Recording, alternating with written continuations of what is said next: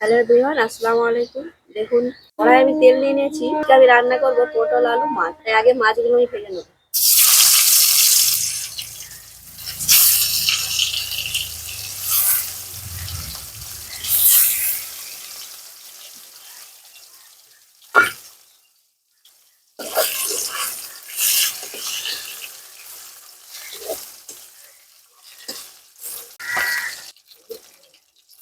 মাছ ভাজা হয়ে গেছে, মাছ ভাজাগুলো তুলে দিচ্ছি।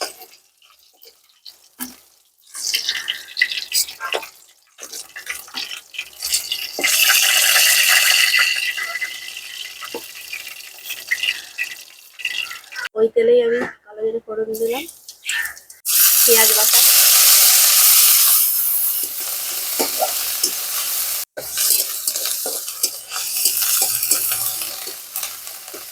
সামান্য পরিমাণে আদা বাটা, হলুদের গুঁড়ো, কাঁচা লঙ্কা পেস্ট,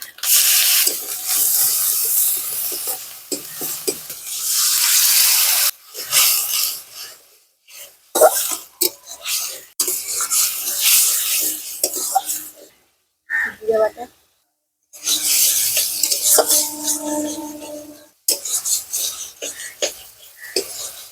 মশলাটা ভালোভাবে কষানো হয়ে গেছে। এবারে দিয়ে দেবো টমেটো কুচি। টমেটোটা মোটামুটি গলে গেছে। এবারে দিয়ে দেবো কেটে রাখা পটল আর আলু। পটলগুলো দেখুন আমি একটা পটল 4 ভাগ করে নিয়েছি, আর আলুগুলো এই সাইজ করে নিয়েছি।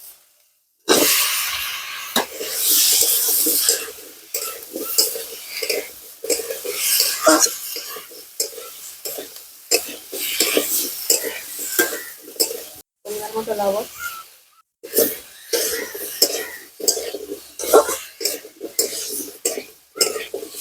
ভালোভাবে কষানো হয়ে গেছে। এবার আমি পরিমাণ মতো জল দিয়ে দেবো সেদ্ধ হওয়ার জন্য।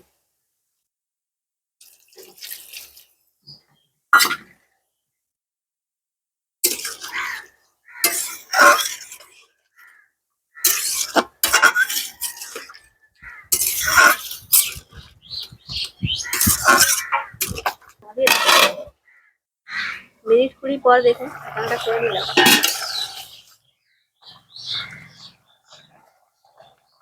সেদ্ধ হয়ে গেছে, আলু সেদ্ধ হয়ে গেছে। এইবার আমি ভেজে রাখা মাছগুলো দিয়ে দেবো।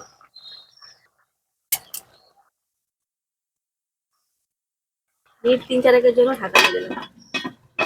মিনিট 4-5 পরে দেখুন খুলে নিয়েছি ঢাকাটা। রান্না আমাদের কমপ্লিট।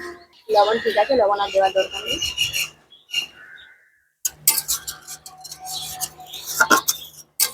এইভাবে আপনারা বাড়িতে কম মশলায় পটল আলু মাছের তরকারি রান্না করতে পারেন। যদি রান্নাটি ভালো লাগে তাহলে আপনারা অবশ্যই ফলো দিয়ে পাশে থাকবেন।